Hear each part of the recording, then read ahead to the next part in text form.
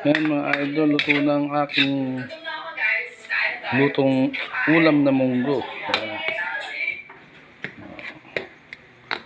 Lunch, pang lunch to mga idol. Pang lunch yan. Munggo. Hinalawan ko ng chicharong baboy. Lagyan ko ng dahon ng malunggay. Yan, okay na yan. Ito na.